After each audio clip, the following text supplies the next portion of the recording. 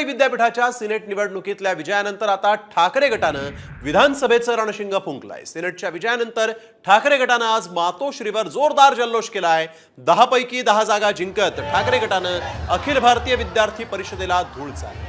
मातोश्रीवर ठाकरे गटाकडून जोरदार जल्लोष करण्यात आला आणि यावेळेस रश्मी ठाकरे आणि तेजस ठाकरेही या जल्लोषात सहभागी झाल्याचं दिसलं।